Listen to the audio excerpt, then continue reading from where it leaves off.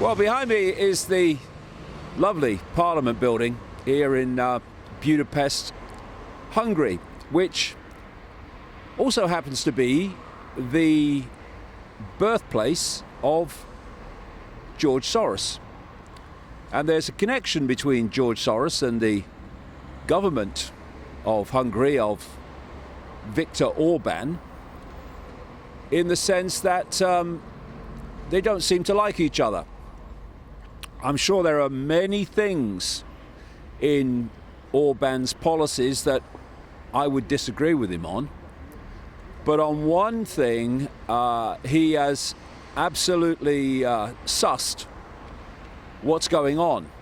And that is the manipulation of the networks of George Soros, the American-Hungarian financial billionaire who has so far put $32 billion into a network known as the Open Society Foundations that manipulate political and other events in the world behind the guise of being a NGO or non-governmental organization. And these networks of so-called NGOs are one of the major ways that political and society situations are manipulated and changed outside of elected governments. And Viktor Orban realized this in terms of the manipulations of the Open Society network of Soros in Hungary. And the last time I came to Hungary, another part of the country, there were posters, massive posters everywhere with Soros's face on, basically describing him as an enemy of the country.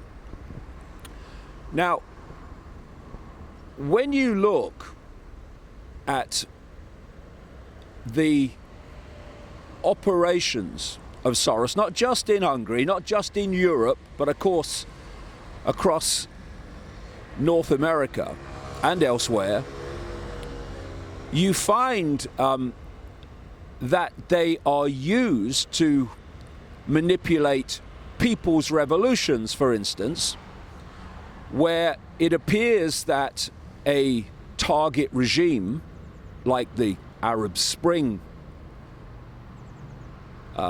situation that Soros organizations were involved in, it seems that there is a spontaneous people's revolution to unseat, just by coincidence, nothing to worry about, a leader or regime that the West wants removed.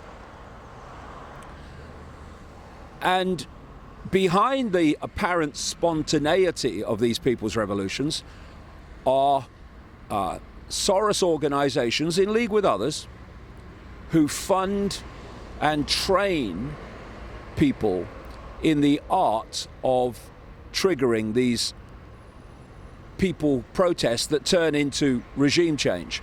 And the vast majority of people who are part of this, quote, revolution, genuinely believe that it is spontaneous and they are part of a people's uprising, when in fact the whole thing was manipulated from the start. And what happens afterwards is the leader that replaces the one removed is one that the West wanted all along. If you look at Egypt, their leaders were appalling, yes. And it's because there are so many appalling political leaders in terms of the people that it is so easy, so often, to spark these people's revolutions, because people want rid of the leader genuinely. But if you look at Egypt, there was an Arab Spring. Oh, freedom, freedom. I remember sitting in a hotel room in Ukraine, watching live pictures on Al Jazeera of all the crowds in the big square in Cairo cheering because the leader they were targeting has stepped down. But at the end of it all, look at it. You now have a military government in Egypt under this guy Sisi, who's just a puppet of the West.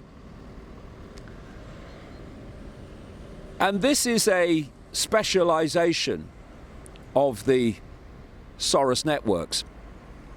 There is a academic in Britain called Frank Furedi who told a British national newspaper how he spent time with these people that run the Open Society network of Soros, and how they were bragging to him how they had unseated regimes and governments in Europe and Middle East and Africa. And this is what's going on in the background. You see things in the news like an uprising or someone being overthrown. But this is how it came about often. Not every time, but overwhelmingly. That's how it came about. Soros's networks were involved, for instance, in the regime change in Ukraine. That was nothing more than an American government, State Department coup on the people of Ukraine. And so it's understandable, sitting here in Soros's home city, that the government here would have a very good idea of how Soros operates. And one of the things that really concentrated the mind of the Orban government was when they realized, and it's been in my books for some time, that these Soros networks are fueling this mass movement of people out of the Middle East and Africa into Europe. This great movement of people called the migration crisis.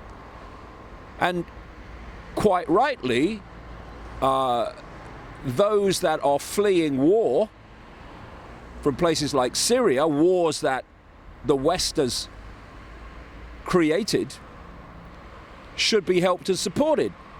But what has happened is vast numbers of people who are not fleeing war have also come into Europe with all the problems that's caused. No good saying, oh, it's racism, Nazi, and all this stuff.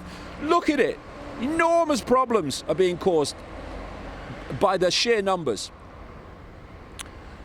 And Orban realized that the Soros networks were massively involved in this, and that's why, or one major reason, why they targeted him and sought to expose his machinations. But there's another part of this Soros network and its manipulation that is becoming more and more blatant, not least in America.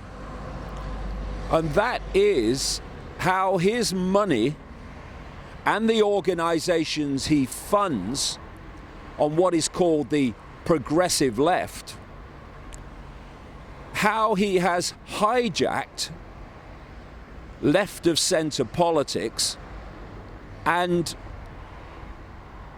turned it on its head, inverted the whole thing. So we've gone from the left and the genuinely liberal left that I knew, grew up with in a household like that, and now we have the, quote, progressive left, which is not only not liberal, but the absolute polar opposite of it. This is the left, progressive left, that drives political correctness, which is nothing more than manipulating the population to silence itself. You can't say this, you can't have that opinion, you can't have this opinion. And it's the progressive left that is cheering when these massive corporations like Facebook and Google censor other opinions and censor the alternative media. And it's this same progressive left, or the extremes of it, that manifest as groups like Antifa, who call themselves anti-fascist, but then go onto the streets and act like them. These are the anti-fascist progressives who are using the same techniques as Joseph Goebbels, the Nazi propaganda minister, in terms of silencing the opposition and silencing dissent. And in effect, the technique of Nazi book burning, where you ban, censor everything that doesn't support what you're doing or doesn't include what you want people to believe. Once upon a time, not that long ago, the liberal left, the genuine liberal left that I knew, would have been on that case massively, demanding freedom of speech. Now, the progressive left is demanding that freedom of speech is taken away. And the difference between the first one and the second one, to a vast extent, is Soros money. They might ask themselves, the progressive left organizations that take, and my goodness, there's so many of them, that take Soros money in Europe and in America, etc. They might ask themselves why someone who said that they don't even think about the social consequences of what they do, they only think about making money. Why someone with that mentality would be funding all these claim to be but not liberal left organizations? Why would he do that? He just said he don't care about what you say you care for. But the answer to that apparent contradiction is very simple. He's funding the progressive left and inverting its view of the world to control that side of politics. At the same time, you have people like Sheldon Adelson, the Las Vegas casino magnate and Israeli media mogul, who was Trump's biggest funder. So you have Trump funded, and then you have Soros funding the left, who oppose Trump vehemently. And what have you created in America? Probably the most divided society, certainly in living memory, but possibly ever. Which breaks down basically the political debate in, do you love Trump or do you hate him? And when you see all the impact that Soros money has had in hijacking the left, in funding the organizations, by the way, that produced the people that were haranguing senators on the Judiciary Committee during the hearings with Kavanaugh, in the situation with this Christine Ford, Soros was funding the organizations that produced those people. to create that protest. The rule of the mob, not mature debate, is being funded by Soros. The mentality that says, if you disagree with me, you're a Nazi or a bigot or a racist, that's being funded by Soros. And at least one government has realized that and sought to do something about it. And of course, the web in general doesn't want to do anything about it. The hidden web of global manipulation, because Soros is serving it, just as Sheldon Adelson is serving it. And when you think of the influence that George Soros and his money has on particularly Western society, but not only, it is extraordinary that he gets away with it. And the only way it can be stopped is to bring to the surface what he's doing and how it is transforming our society.